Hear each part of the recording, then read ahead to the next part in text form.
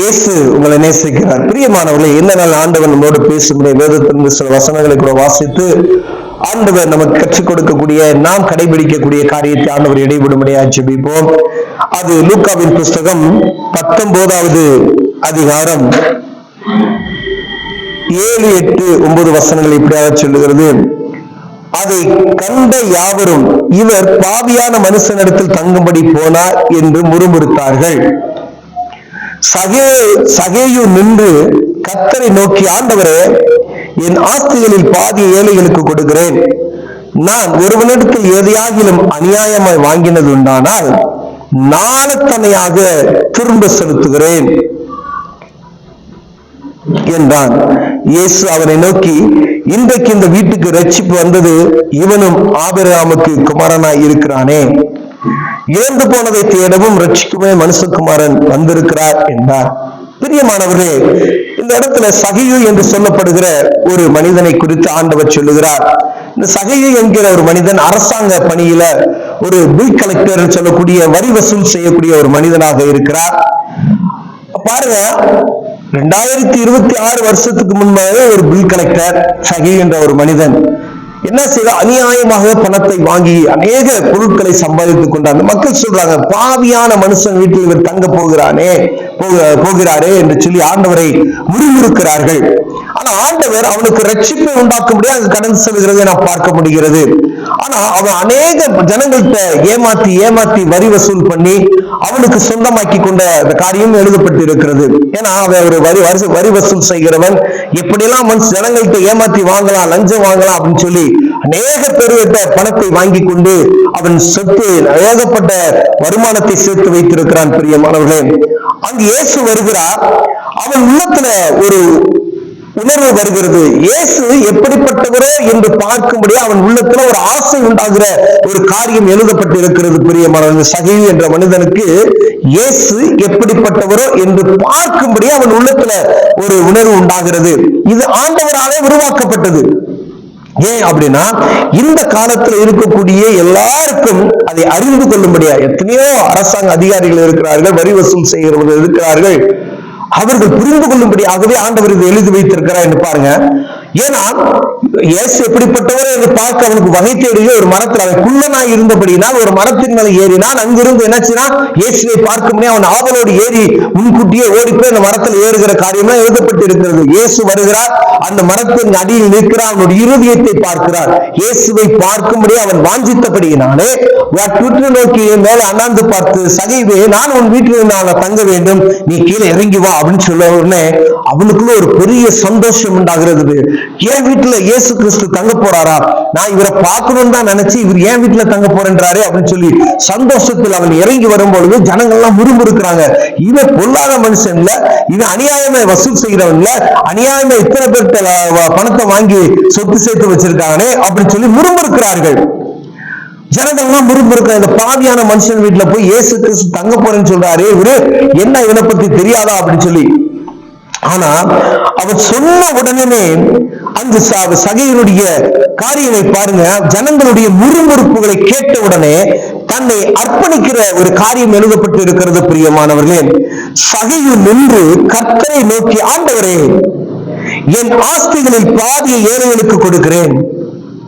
நான் ஒருவனுக்கு ஏதாகிலும் அநியாயம் ஆகினது உண்டானால் நாளத்தனையாக திரும்ப செலுத்துகிறேன் என்றார். பாருங்களேன், அவன் வச்சிருக்க ஆஸ்தி அதை ஏழைகளுக்கெல்லாம் நான் கொடுக்குறேன் அப்படின்னு சொல்றான், எல்லாத்துக்கும் பிரிச்சு.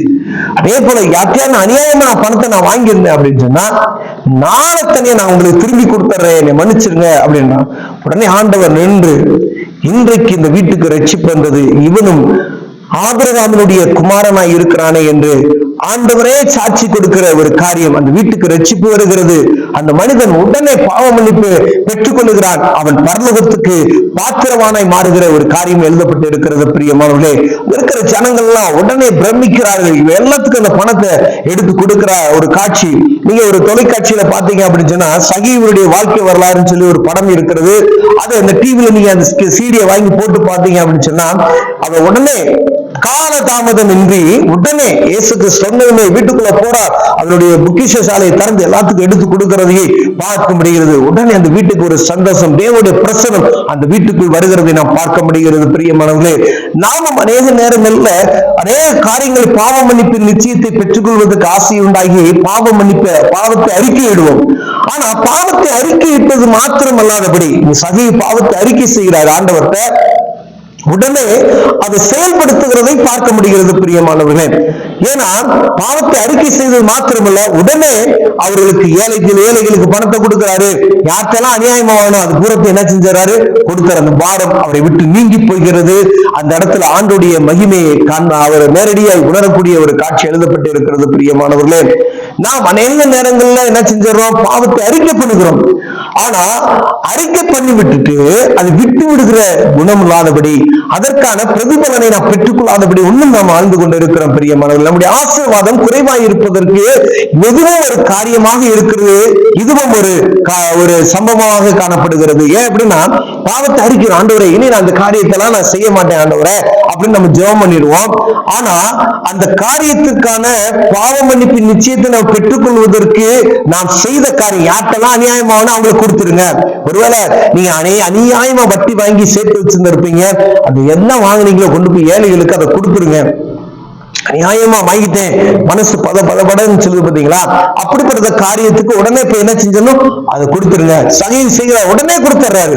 நான் யார்கிட்டையெல்லாம் நான் காசு அநியாயமா வாங்கினேன்னு நானும் தனியா திருப்பி கொடுக்குறேன்.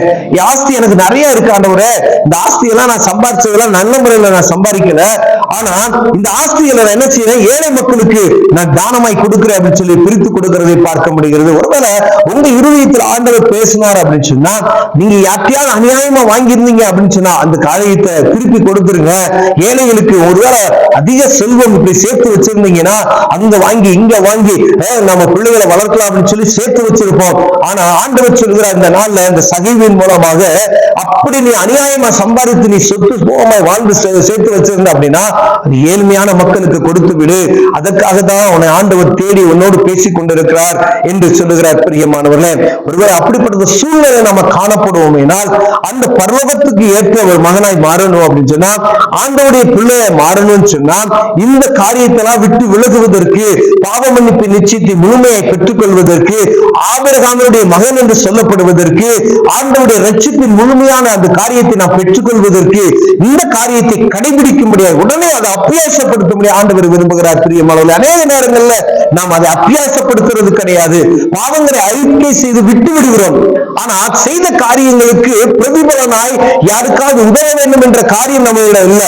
ஆண்டவர் அநேக நேரங்கள் நம்மளோடு பேசி இருக்கிறாரு, ஆனா மறந்து போய் இது யார் மறக்க செய்வானா, பிசாசு தான் மறக்க செய்வா. நமக்கு உணர்வு இருக்கும், ஏதாவது இந்த காரியத்துக்கு செஞ்சிடணுமே, இந்த காரியத்துக்கு உதவி வரணும் யாருக்காவது அப்படின்னு சொல்லி நமக்கு உணர்வு வந்து கொண்டே இருக்கும். ஆனா அதை மறந்து போயிடுவோம். பிரியமானவர்களே, ஆண்டவர் மீண்டுமே உங்களுக்கு ஞாபகப்படுத்துகிறார். அப்படிப்பட்டதான சூழ்நிலை நீங்க இருப்பீங்கன்னா, யாருக்கெல்லாம் உடனே அந்த காரியத்தை உடனே ஹெல்ப் பண்ணிருங்க. ஆண்டவர் உங்களை ஆசீர்வதித்து உயர்த்துவார். நீ அவருக்கு நீங்க சொந்தமுள்ள பிள்ளையாய் மாறிவிடுவீர்கள். பிரியமானவர்களே, கண்களை மூடுவோம், ஜெபிப்போம். அன்பின் தகப்பனே, ஆண்டவரே, சகையுக்குள்ள ஏற்பட்ட ஒரு மனமாற்றம் எங்களுக்குள் உண்டாகட்டும். ஆண்டவரே, சகையுக்குள்ள ஏற்பட்ட உடனடி ஆண்டவரே அந்த பரிகாரத்தை பெற்றுக்கொண்டாரே, அதே போல உடனடியா நாங்களும் அந்த பரிகாரத்தை நாங்கள் செய்துவிட எங்களுக்கு உதவி செய்வீராக. இயேசுவின் நாமத்தில் பிதாவே, ஆமென்.